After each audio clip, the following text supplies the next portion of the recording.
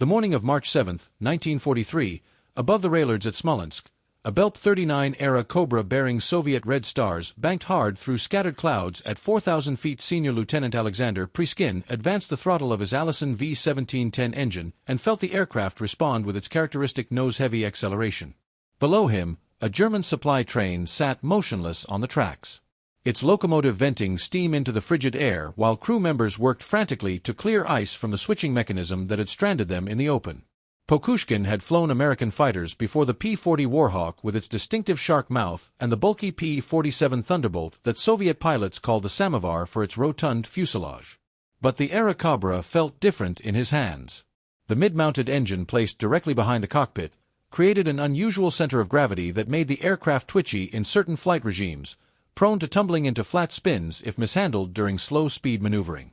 American pilots had rejected it for high-altitude fighter combat over Europe, where its performance degraded severely above 15,000 foot due to the lack of an effective supercharger. But Prishkin was not flying at 15,000 feet. He was diving toward a stationary locomotive and the weapon mounted in the nose of his aircraft, a 37mm M4 cannon firing through the propeller hub, was about to demonstrate why Soviet pilots had requested every era Cobra the Americans could spare. The question that would perplex German intelligence officers for months afterward was simple. How had an aircraft the Luftwaffe openly mocked as obsolete and unsuitable for modern combat become one of the most feared ground attack platforms on the Eastern Front? If you're enjoying this deep dive into the story, hit the subscribe button and let us know in the comments from where in the world you are watching from today. The 37mm cannon represented the heaviest armament ever installed as standard equipment in a single-engine American fighter. Each high-explosive round weighed just over 1.2 lb and contained enough explosive filler to penetrate light armor, demolish structures, and as German locomotive crews would soon discover, punch catastrophic holes through the boilers, cylinders, and mechanical assemblies of steam locomotives. The cannon fired at a relatively sedate rate of 140 to 150 rounds per minute, far slower than the rapid-fire machine guns that equipped most fighters. But what the M4 lacked in rate of fire, it compensated for through the sheer destructive power of each individual round. Pokin lined up his approach carefully, watching the locomotive grow larger in his gun sight. The train crew had abandoned their efforts to free the frozen switch and were now running toward the Trian, their dark figures leaving trails in the snow. He pressed the firing button. The cannon produced a distinctive deep thumping sound, felt as much as heard through the airframe as the recoil system absorbed the weapon's substantial kick. The first round struck the boiler near the firebox. The second and third rounds followed within a half second, walking up the length of the locomotive as Poriskin adjusted his aim. The boiler erupted in a violent explosion of superheated steam and shattered metal, the overpressure tearing apart seams and rivets that had been designed to contain 300 pounds per square inch of steam pressure under normal operating conditions. The locomotive came apart with surprising thoroughness, its mechanical components scattering across the raft as escaping steam enveloped the wreckage in a white cloud.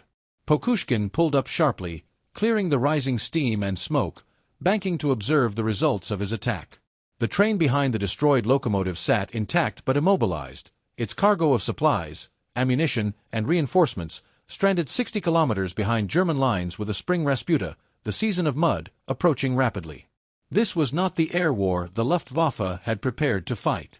The Belp 39-era Cobra entered United States Army Air Forces service in 1941 amid considerable optimism from its designers and skepticism from pilots who would be required to fly it. Bell Aircraft Corporation had created an unconventional design that placed the Allison V-1710 engine behind the pilot's seat connected to the propeller through a long drive shaft that passed beneath the cockpit floor. This unusual configuration allowed the installation of the 37mm M4 cannon directly in the nose, firing through the propeller hub, where it could be aimed with precision using the aircraft's gun sight without the convergence problems that plagued wing-mounted weapons. The design philosophy seemed sound in theory. By mounting the engine at the aircraft's center of gravity rather than in the nose, Bell's engineers believed they could create a more maneuverable fighter with better mass distribution for aerobatic performance. The heavy cannon in the nose would be balanced by the engine weight aft, creating what should have been a beautifully harmonized aircraft. Wind tunnel testing and initial flight trials suggested the configuration worked as intended, producing an aircraft with excellent low-altitude performance and devastating firepower. Reality proved more complicated than theory suggested. The Allison engine without an effective high-altitude supercharger lost power dramatically above 12,000 feet at 15,000 feet, where much of the air combat over Western Europe occurred. The P-39's performance degraded to levels that made it dangerously vulnerable to German fighters optimized for high-altitude interception. The Messid Bf-109 and Fowler-Wolf 190 maintained good performance well above 20,000 feet, allowing German pilots to dictate engagement terms by attacking from superior altitude with speed advantage. American test pilots who evaluated the Era Cobra for combat operations over Europe delivered harsh assessments. The aircraft could not climb quickly enough to intercept high-altitude bomber formations. It could not maintain sufficient speed at altitude to catch fleeing enemy fighters. The unusual engine placement created a dangerous tendency toward flat spins during certain maneuvers, particularly if the pilot allowed air speed to decay too far during turning combat. Recovery from these spins proved difficult and sometimes impossible, with several test pilots killed during evaluation flights when their aircraft entered unrecoverable spin modes. The car door-style side entry, while convenient on the ground, created concerns about emergency egress.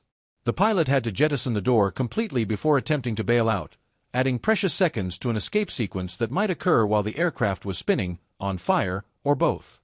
British Royal Air Force pilots who received early production Era Cobras through Lend-Lease channels flew exactly one operational sortie before declaring the type completely unsuitable for combat over Europe and relegating the aircraft to training duties far from combat zones. By mid-1942, American fighter squadrons destined for Europe were receiving P-47 Thunderbolts and P-51 Mustangs instead of P-39 seconds. The Araco Cobra had been tried, evaluated, and found wanting for the air war over Western Europe. Production continued primarily because the aircraft performed adequately in other theaters where high-altitude performance mattered less, and because American factories needed time to retool for production of more capable types. The Luftwaffe intelligence officers who compiled reports on Allied aircraft capabilities noted the Era Cobra specifications with professional interest but little concern. Here was an American fighter that could not effectively contest airspace above 15,000 feet, could not escort heavy bombers, could not outrun or outclimb German interceptors, and possessed handling characteristics that made it dangerous to its own pilots. Intelligence assessments circulated through Luftwaffe units characterized the P-39 as representative of American design philosophy, adequate for colonial policing and ground support in primitive theaters, but fundamentally outclassed by modern European combat aircraft developed through years of high-intensity warfare. German pilots who encountered the few P-39 seconds that reached combat zones in the Mediterranean theater confirmed these assessments. The Araco Cobra could be dangerous in specific circumstances if American pilots used careful energy management and fought on their own terms at low altitude. But any German pilot with altitude advantage could simply dive away from an engagement whenever circumstances became unfavorable and the P-39 lacked sufficient performance to pursue effectively. This comfortable dismissal of the Era Cobra as an inferior design would persist among Luftwaffe pilots and intelligence officers until Soviet pilots began demonstrating what the aircraft could actually accomplish when employed according its genuine strengths rather than forced into roles for which it was fundamentally unsuited. The first Belp 39 Era Cobras arrived in the Soviet Union during late 1941 and early 1942 through the perilous Lendl convoy routes that connected American production with Soviet forces fighting desperately to halt the German advance. These aircraft traveled by ship through the Arctic waters north of Norway to the ports of Murman and Archangelsk, running a gauntlet of German U-boat, surface raiders, and Luftwaffe bombers that sank dozens of Allied cargo vessels laden with tanks, trucks, ammunition, and aircraft destined for the Eastern Front. Soviet pilots and ground crews who received the first Era Cobras examined them with professional curiosity mixed with considerable skepticism. The aircraft bore no resemblance to Soviet fighters they had trained on. The Yakov Yak-1 and Yak-7 featured conventional layouts with engines mounted in the nose, simple systems, and rugged construction that prioritized ease of maintenance under primitive field conditions. The Lavokin L-5 used a massive radial engine that could absorb battle damage and continue operating.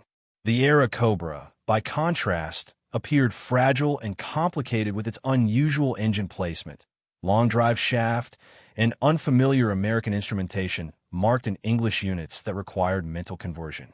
Soviet maintenance personnel struggled initially with the Era Cobra's more complex systems and the chronic shortage of proper tools, technical manuals, and spare parts. American aircraft required different fasteners, different fuel specifications, and different maintenance procedures than Soviet designs. Mechanics accustomed to working on simple, robust Soviet fighters found themselves confronting reduction gearboxes, oxygen systems, and radio equipment far more sophisticated than anything in Soviet production aircraft. The aircraft's armament created particular interest. Soviet fighters typically carried rapid-fire 20mm cannon and 12.7mm machine guns, effective weapons, but lacking the sheer destructive power of the American 37mm cannon mounted in the P-39's nose. Soviet armament specialists recognized immediately that this weapon represented something fundamentally different from conventional fighter armament. The 37mm rounds could destroy targets that resisted machine gun and light cannon fire, armored vehicles, fortified positions, locomotives, and the increasingly common German tanks whose armor had grown thicker with each new model. But Soviet tactical doctrine for fighter employment differed fundamentally from American and British approaches in ways that would prove decisive for the Era Cobra's operational success. Western air forces emphasized high-altitude bomber escort, strategic interdiction, and gaining air superiority through fighter-versus-fighter combat at altitude. Soviet doctrine forged in the brutal ground combat on the Eastern Front prioritized direct support of ground forces, destruction of enemy logistics, and low-altitude attacks against German supply lines, artillery positions, and transportation networks. The Eastern Front air war occurred primarily below 10,000 feet, where Soviet and German aircraft tangled in savage low-altitude combat directly above advancing infantry and tank formations. German Stukas and ground attack aircraft struck Soviet positions continuously, while Soviets reciprocated against German forces. This was not the gentlemanly high-altitude combat over Western Europe, where fighters engaged in relatively clean one-on-one duels. This was brutal close-range combat, where aircraft flew through ground fire, operated from crude dirt airstrips mere kilometers behind the front lines, and focused primarily on destroying ground targets rather than achieving air superiority through fighter combat. In this environment, the Era Cobra's limitations at high altitude became irrelevant. While its strengths, the devastating 37mm cannon, good low-altitude performance, decent speed below 10,000 feet, and excellent visibility from the cockpit, suddenly became decisive advantages. Soviet pilots recognized that the Americans had inadvertently created the perfect ground attack platform for Eastern Front conditions, even though American doctrine had never envisioned using the aircraft in this role. Alexander Ivanovich Priskin had joined the Soviet Air Force in 1934 as a young mechanic working on aircraft at engines and airframes before earning his pilot's wings through sheer persistence and demonstrated technical aptitude.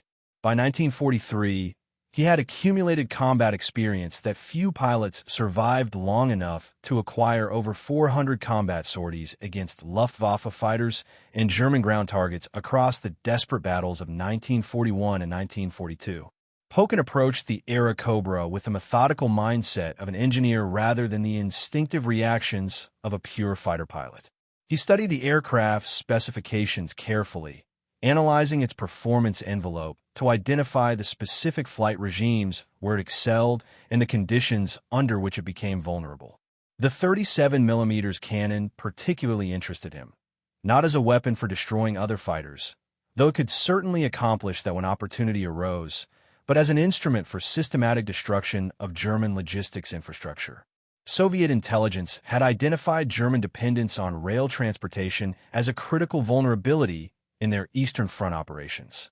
The vast distances, primitive road networks, and seasonal mud that rendered unpaved routes impossible for months each year meant that German forces relied overwhelmingly on railways to move supplies, reinforcements, ammunition, fuel, and food from railheads in Poland and occupied Soviet territory to combat units at the front.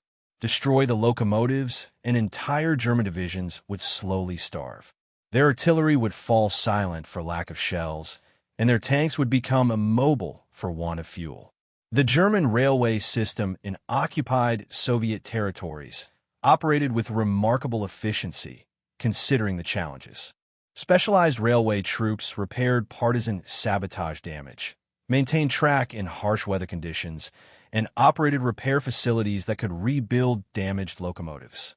But locomotives themselves represented irreplaceable assets that German industry struggled to produce in sufficient quantities. Each locomotive destroyed meant one less train delivering supplies to German forces, and German factories could not manufacture new locomotives quickly enough to replace combat losses while simultaneously supporting expanded operations deeper into Soviet territory. Pushkin developed specific tactics for attacking locomotives that maximized the Erich Cobra's capabilities while minimizing exposure to German anti-aircraft fire. He would approach at medium altitude between 3,000 and 5,000 feet, where the aircraft maintained good speed and maneuverability while remaining high enough to avoid most light anti-aircraft weapons. German trains typically travel with flak cars mounting 20mm and 37mm anti-aircraft guns, creating dangerous defensive fire that could shred an attacking aircraft if the pilot approached carelessly at low altitude. The attack profile Pushkin perfected involved a diving approach from altitude, building speed to make his aircraft a difficult target for anti-aircraft gunners tracking manually with mechanical sights. He would aim for the locomotive's boiler, the massive cylindrical pressure vessel that contains superheated water and steam under pressure sufficient to drive the pistons that turn the wheels. A single 37mm high explosive round, penetrating the boiler, created catastrophic overpressure that would rupture the boiler seams, destroy the firebox, and render the locomotive irreparable without complete rebuilding at a major facility. The typical attack run lasted less than 10 seconds from the moment Pushkin opened fire until he pulled up and away from the target. In that brief interval, he would fire between 8 and 12 rounds from the 37mm cannon, walking his fire along the length of the locomotive to ensure hits on critical components. The cannon's recoil created a distinctive pulsing sensation through the airframe, each shot pushing the nose slightly off target before the aircraft's stability returned. Experienced pilots learned to compensate for this recoil, maintaining accurate fire through the brief engagement. After destroying the locomotive, Pushkin would typically not remain in the area to attack the train cars themselves. German anti-aircraft crews would be fully alert after the initial attack, and subsequent passes against stationary targets exposed the attacking aircraft to concentrated defensive fire from multiple guns. The tactical objective was locomotive destruction, not maximizing the spectacle of explosions. A destroyed locomotive meant an immobilized train mission accomplished.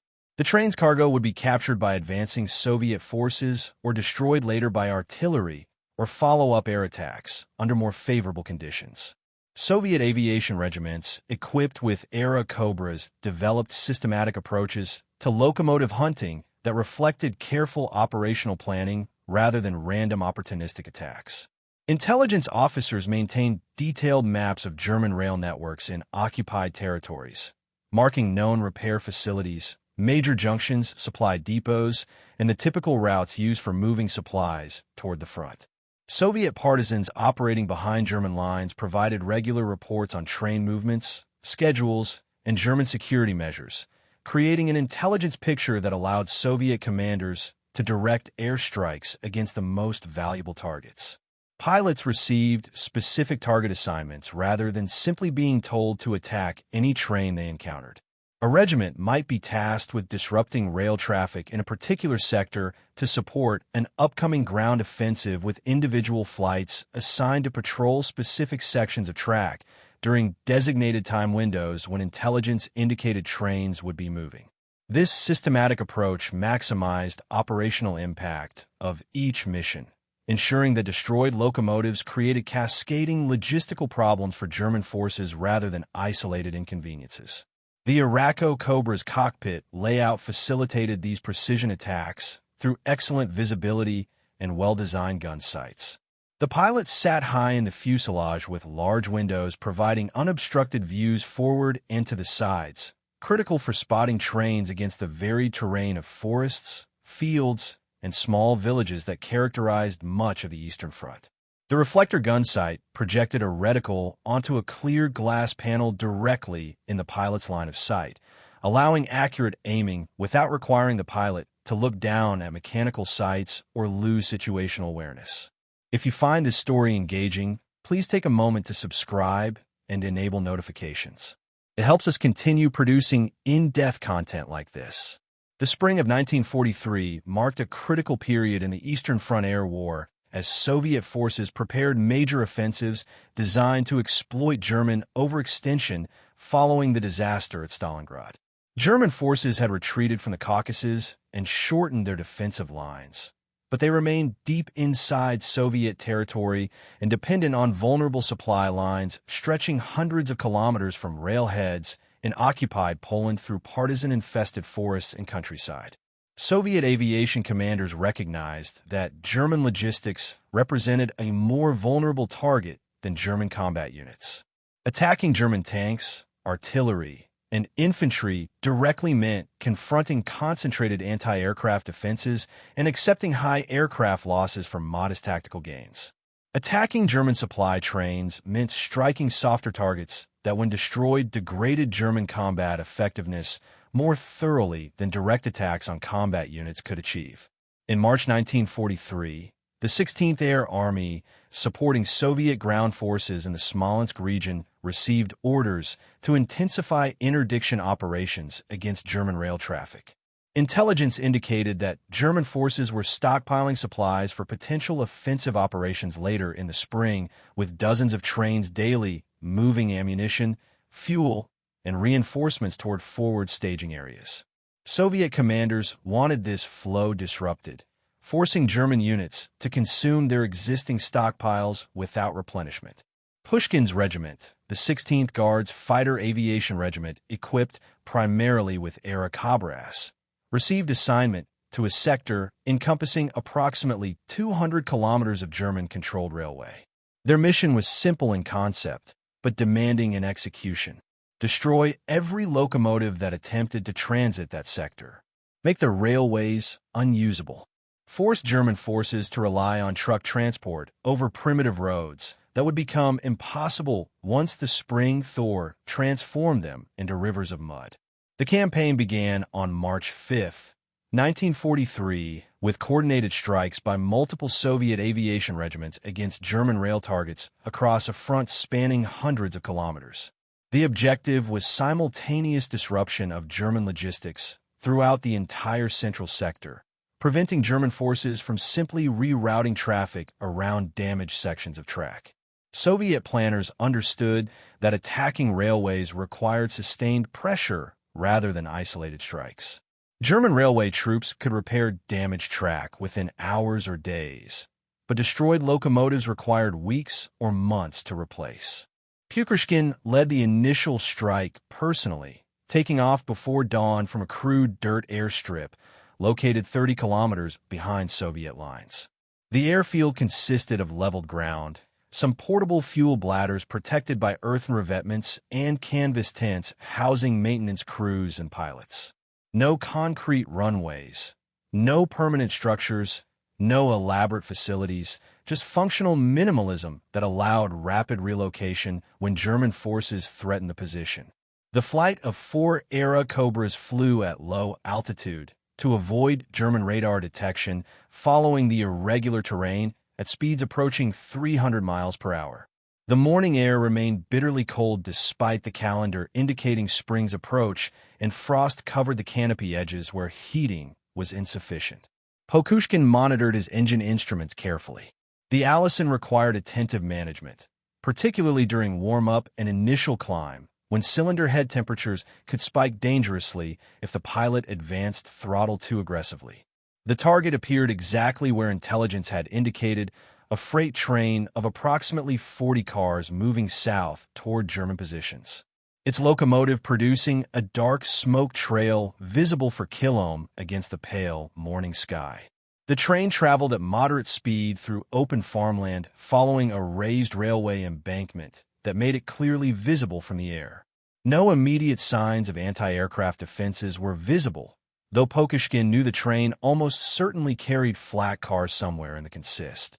He signaled his wingman and began his attack run from 4,000 feet, diving at an angle calculated to build speed while maintaining stable gun platform characteristics. The locomotive grew rapidly larger in his gun sight, a German Class 52's locomotive. One of the simplified wartime designs produced in large numbers specifically for military transportation requirements.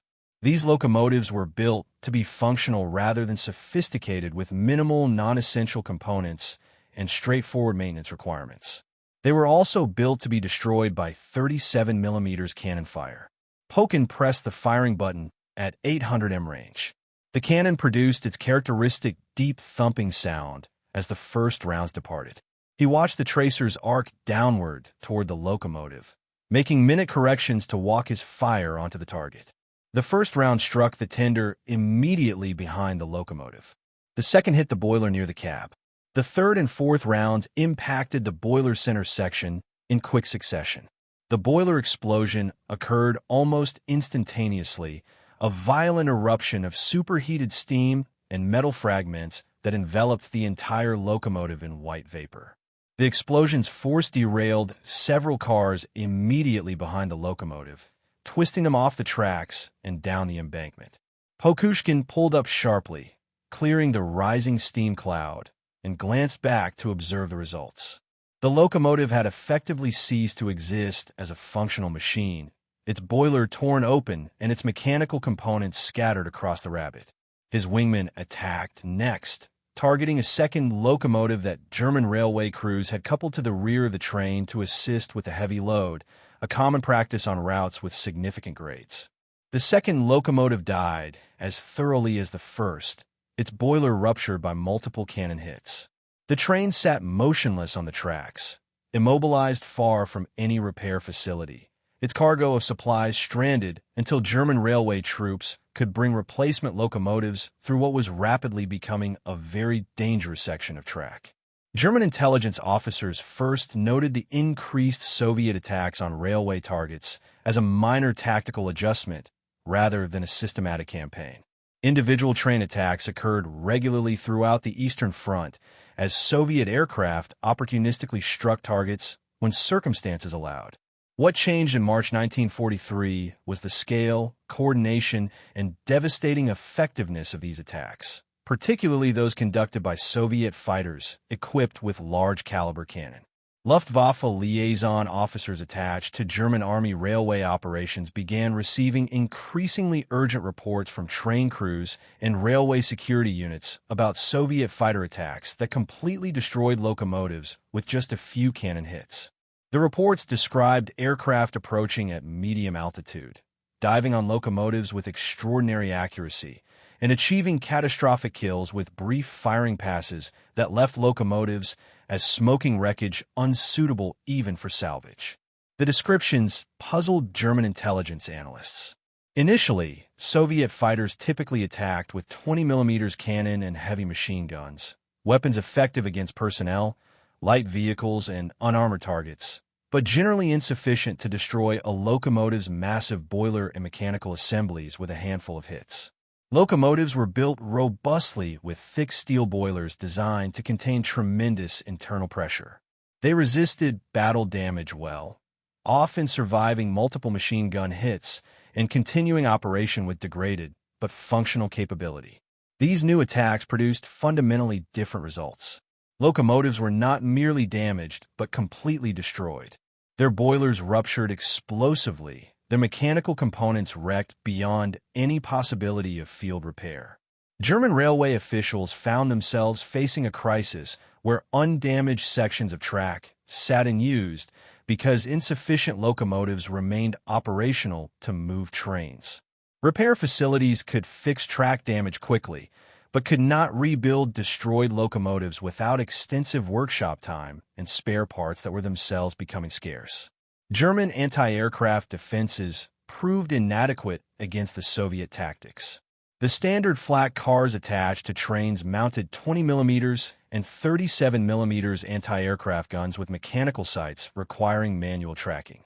These weapons performed reasonably well against low-altitude attackers if flying predictable approaches, but struggled to engage fast-moving targets attacking medium-altitude and diving approaches that gave gunners only seconds to acquire the target, calculate lead, and fire effectively. German railway officials requested increased anti-aircraft protection for high-value trains. But Luftwaffe resources were stretched impossibly thin across multiple fronts.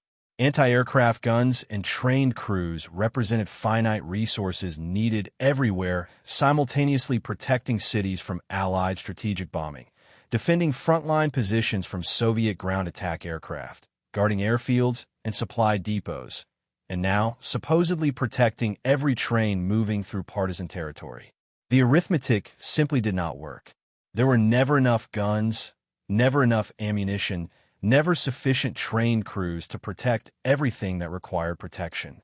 Luftwaffe fighter units received instructions to provide air cover for important trains during critical movements, but this proved operationally impractical for sustained implementation. German fighters had insufficient fuel and pilot hours available to maintain continuous combat air patrols over railway routes stretching hundreds of kilometers. Soviet fighters could choose when and where to attack, forcing German defenders into reactive postures where they consistently arrived too late to prevent attacks or found themselves unable to locate Soviet aircraft that attacked quickly and departed before German fighters could intercept.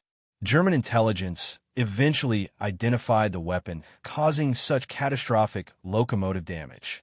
The American 37mm cannon installed in Lindel Belt 39 Arakko Cobra fighters of the Soviets were operating in increasing numbers. Luftwaffe assessments of the era Cobra underwent rapid and uncomfortable revision as intelligence officers confronted the reality that an aircraft they had dismissed as obsolete and unsuitable for modern combat was systematically destroying German logistics infrastructure with remarkable effectiveness. The intelligence reports attempting to explain this uncomfortable reality to senior Luftwaffe commanders made for awkward reading. Officers had to acknowledge that their previous assessments of the era Cobra's capabilities had been fundamentally wrong, not because German intelligence had misunderstood the aircraft specifications, but because they had evaluated it according to inappropriate criteria.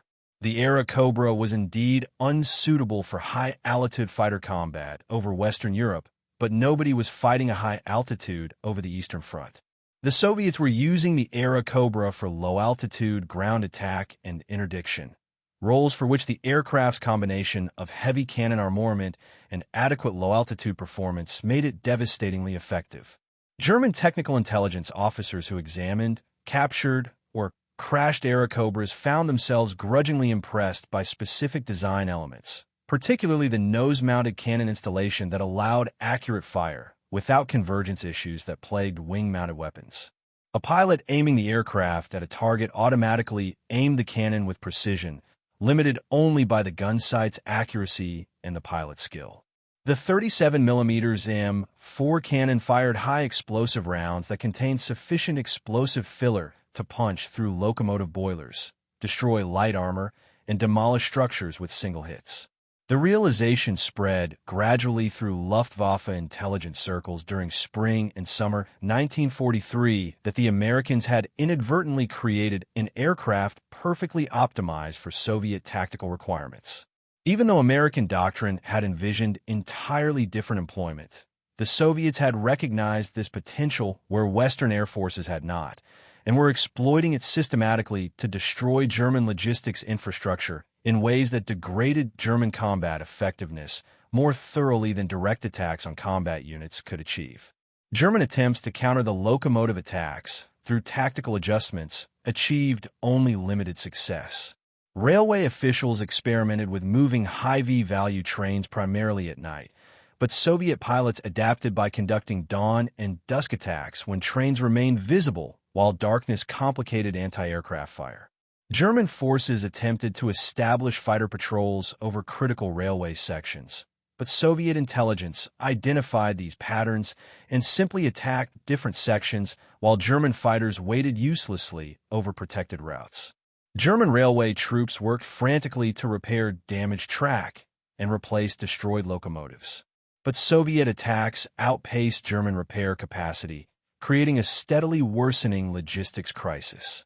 By mid-1943, German commanders facing Soviet offensives found themselves fighting with inadequate ammunition, insufficient fuel, and delayed reinforcements because the railways that should have delivered these supplies were disrupted by systematic Soviet interdiction. German combat units remained formidable when properly supplied, but even the best troops became ineffective when their artillery fell silent for lack of shells. Their tanks sat immobile for want of fuel, and their wounded could not be evacuated because no trains reached rear area hospitals. By the summer of 1943, Soviet aviation regiments equipped with air bras had destroyed hundreds of German locomotives across the Eastern Front, creating cascading logistics failures that degraded German combat effectiveness more thoroughly than direct battlefield losses could achieve. Alexander Porushkin personally accounted for dozens of locomotive kills, though Soviet record-keeping focused more on enemy aircraft destroyed than ground targets eliminated, making precise statistics difficult to verify from surviving documentation. The impact on German railway operations became severe enough that senior Wehrmacht commanders began filing formal complaints with the high command about inadequate locomotive availability. German forces discovered themselves fighting a different kind of war than they had prepared for, not grand armored maneuvers and dramatic breakthroughs, but grinding attrition where victory depended on maintaining supply flows against relentless interdiction. The Eastern Front had become in part a war of logistics destruction where Soviet pilots hunted locomotives with the same systematic intensity German Hubert had once hunted Allied merchant ships. German industry attempted to compensate through increased locomotive production, but German factories faced impossible competing demands. Resources allocated to locomotive production meant fewer tanks, fewer aircraft, fewer trucks, and less ammunition. The German war economy operated under conditions of total mobilization by 1943, with every factory, every worker, and every ton of steel already committed to war production at maximum sustainable rates. There were no idle resources waiting to be mobilized, no reserve capacity that could simply be activated to produce additional locomotives without reducing production of something else equally critical. The mathematics of attrition worked inexorably against German forces. Soviet pilots destroyed locomotives faster than German factories could replace them, while simultaneously Soviet industry, supplemented by Lend-Lease equipment, produced increasing quantities of aircraft, ammunition, and supplies. German railway operations deteriorated steadily throughout 1943 and into 1944 as the cumulative effect of hundreds of destroyed locomotives created a transportation crisis that German logistics, the personnel, could not solve through harder work or better organization. Pokin's personal combat record reflected his systematic approach to both air combat and ground attack missions. He achieved 59 confirmed aerial victories against Luftwaffe aircraft, an impressive total that placed him among the Soviet Union's leading aces. But his contribution to Soviet victory extended well beyond fighter-versus-fighter combat. His development and refinement of locomotive attack tactics created a methodology that other Soviet pilots could replicate, spreading effective interdiction techniques throughout Soviet aviation units equipped with cannon-armed fighters. The Soviet Air Force recognized the Arakko Cobra's value explicitly through their continued requests for additional aircraft throughout the war. While American and British forces largely abandoned the P-39 for frontline combat duties in Europe, after early combat trials demonstrated its limitations at high altitude, Soviet forces requested every Arakko Cobra the United States could provide through Lend-Lease channels. American factories eventually delivered over 4,700 Arakko Cobras to Soviet forces, more than half of total P-39 production, representing the largest single transfer of any American fighter type to Soviet service. Soviet pilots appreciated specific characteristics that made the Era Cobras suitable for Eastern Front conditions. The aircraft's relatively simple systems proved maintainable under primitive field conditions despite being more complex than Soviet designs. The nose-mounted cannon installation allowed accurate fire against ground targets without the convergence problems that reduced effectiveness of wing-mounted weapons. The cockpit heating system, a luxury compared to Soviet fighters that often lacked effective heating, made multi-hour missions at altitude more tolerable during brutal Russian winters. When temperatures regularly fell below as 30 degrees C, Soviet mechanics developed extensive practical knowledge about maintaining Era Cobras under field conditions that would have horrified American technical representatives. They improvised repairs using locally manufactured parts when proper American spare parts were unavailable, adapted Soviet instruments and radios when American equipment failed, and developed maintenance procedures that kept aircraft flying despite supply chain disruptions, and part shortages. The aircraft proved remarkably tolerant of these improvised approaches, continuing to operate effectively despite modifications and repairs that departed significantly from factory specifications. German intelligence assessments of Soviet-era Cobra operations grew increasingly detailed and grudgingly respectful as the war progressed.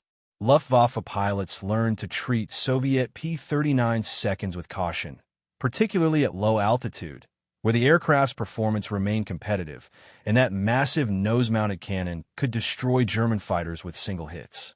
The psychological impact of facing an opponent armed with a cannon firing pound and a half-high explosive shells created distinct weariness among German pilots accustomed to being hit multiple times by machine gun fire, and without catastrophic damage. One 37mm hit could remove a wing, destroy an engine, or kill the pilot instantly through explosive effects rather than simple penetration. The Iraqo Cobra's operational success on the Eastern Front created uncomfortable questions for Western air forces about doctrinal assumptions and aircraft evaluation criteria. American and British assessments had judged the P-39 unsuitable for combat based on its performance in high-altitude fighter escort and interception roles, missions that represented Western tactical priorities but had little relevance to Eastern Front conditions. Soviet forces had evaluated the same aircraft according to different criteria and discovered an effective ground attack platform that American doctrine had never envisioned using in that role. The divergent assessments reflected fundamentally different tactical requirements, operational conditions, and doctrinal assumptions rather than any objective truth about the aircraft's absolute capability. The story of the Era Cobra on the Eastern Front reveals how tactical doctrine and operational requirements shape perceptions of technological capability in ways that can blind military organizations to alternative applications of existing equipment. American and British air forces rejected the P-39 because it failed to meet their specific requirements for high-altitude performance in the Western European Air War. This assessment was entirely accurate within that specific context. The Era Cobra genuinely could not perform effectively at 20,000 feet, where much of the air combat over Germany occurred. But this accurate assessment within one tactical context created a cognitive blind spot that prevented Western air forces from recognizing the aircraft's potential effectiveness in different operational conditions. Soviet pilots fighting at low altitude over the Eastern Front faced entirely different requirements, where high-altitude performance mattered little while heavy armament, adequate low-altitude speed, and robust construction proved decisive. The same aircraft deemed obsolete and unsuitable by Western standards became one of the most effective ground attack platforms on the Eastern Front when employed according to tactical doctrine that emphasized its genuine strengths. German intelligence officers experienced their own version of this doctrinal blindness. Their initial assessments of the Era Cobra accurately identified its weaknesses in high-altitude fighter combat, the primary mission for which Luftwaffe fighters were optimized. These assessments led to comfortable conclusions that the P-39 represented an inferior design that posed minimal threat to German air superiority. German analysts failed to consider that Soviet forces might employ the aircraft in roles where its weaknesses became irrelevant and its strengths proved decisive. This failure of imagination reflected a broader pattern in German intelligence assessments of Soviet capabilities throughout the war. German military culture tended to evaluate Soviet equipment and tactics against German standards and doctrine, often failing to recognize that Soviet forces operated according to different assumptions that sometimes proved more appropriate for Eastern Front conditions. German officers frequently noted Soviet waste of resources on ground attack missions and misuse of fighters for close air support. Never quite grasping that Soviet tactical doctrine deliberately prioritized direct support of ground forces over the independent air superiority missions that Western air forces consider primary.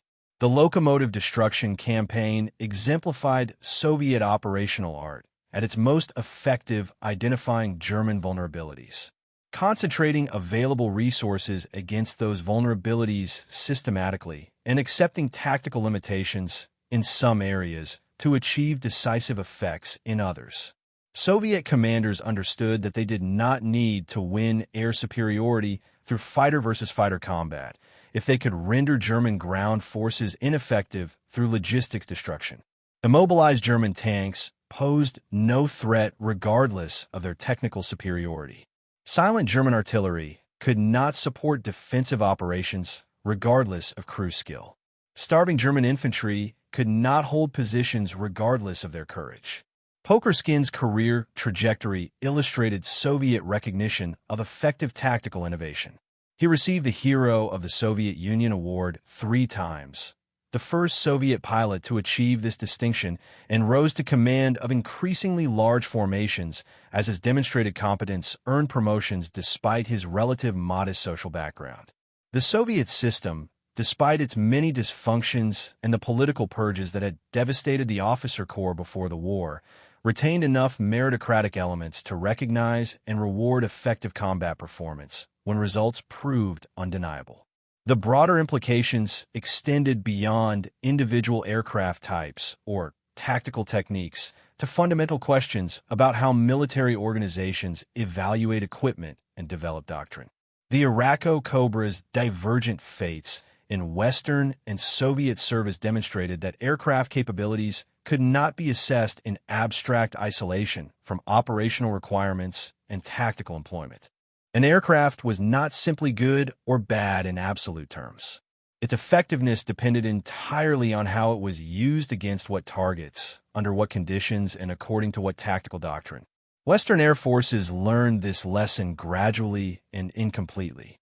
The recognition that ground attack and close air support represented legitimate primary missions for fighter aircraft rather than secondary duties to be performed when air superiority had been achieved came slowly to organizations that had built their entire doctrinal structures around strategic bombing and fighter escort. American development of dedicated ground attack aircraft like the A-1 Skyraider in later conflicts reflected evolving understanding that different missions required different aircraft optimized for different performance characteristics. The German experience with Era Cobra attacks on locomotives created lasting impacts on railway security doctrine in subsequent conflicts. The vulnerability of locomotives to air attack, once demonstrated thoroughly by Soviet operations, became an accepted reality that shaped military transportation planning. Railway operations in contested environments required either effective air cover or acceptance of severe losses. There was no technical solution that could make locomotives invulnerable to determined air attack by cannon-armed aircraft. German railway officials attempted various defensive measures during 1943 and 1944. Increased anti-aircraft defenses on trains, camouflage measures to make locomotives less visible from the air, construction of protective shelters at stations and sidings, and dispersal of railway operations to make target identification more difficult. None of these measures proved fully effective against determined Soviet attacks. The fundamental vulnerability remained. A locomotive was a large distinctive target that could not effectively maneuver, could not be quickly hidden, and whose destruction immobilized entire trains laden with critical supplies. The Era Cobra's combat record on the Eastern Front remains curiously underappreciated in Western histories of World War II, overshadowed by more famous aircraft types, and more dramatic aerial battles.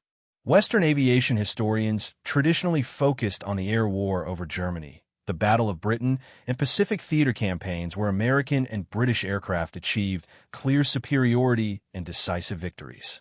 The Eastern Front Air War received less attention in English-language histories despite involving larger forces, higher losses, and arguably more decisive impacts on ground operations. This historical neglect reflects partly the Cold War period, when Soviet combat records remained largely inaccessible to Western researchers, and partly genuine differences in operational focus that made Eastern Front air operations seem less relevant to Western air power doctrine. The Soviet emphasis on ground attack missions and direct support of ground forces appeared less sophisticated than Western strategic bombing campaigns and independent fighter operations. Soviet victories seemed to result from overwhelming numbers and enemy mistakes rather than technical sophistication or tactical innovation. These comfortable Western assumptions obscured genuine Soviet achievements in developing effective tactical methods for the specific operational conditions they faced. Soviet pilots like Kushkin demonstrated professional competence and tactical innovation that equaled anything Western aces achieved, adapting available equipment to mission requirements rather than demanding equipment that matched theoretical specifications. The Era Cobra locomotive killing campaign represented sophisticated operational planning, systematic execution, and clear understanding of how to achieve strategic effects through accumulated tactical successes. Kushkin survived the war itself, a notable achievement for a fighter pilot who flew over 600 combat missions and continued serving in the Soviet Air Force through the post-war period, eventually retiring as a marshal of aviation. His memoir, published in Russian during the 1970s, provided detailed accounts of his combat experiences, including extensive discussion of Era Cobra operations, but received limited distribution and translation and remained largely unknown to Western audiences until after the Soviet Union's collapse. The thousands of Soviet pilots who flew Arakko Cobras in combat developed professional appreciation for an aircraft that Western air forces had rejected. They recognized its limitations. The tendency toward flat spins required careful handling. The high-altitude performance remained mediocre, and the corridor entry created complications during emergency egress. But they also recognized its strengths: devastating armament, adequate low-altitude performance, good visibility, reliable radio equipment by Soviet standards, and relatively effective cockpit heating for high-altitude missions over Russian winter landscapes. German locomotive losses to air attack during 1943 and 1944 contributed significantly to the logistics crisis that progressively degraded Wehrmacht combat effectiveness on the Eastern Front.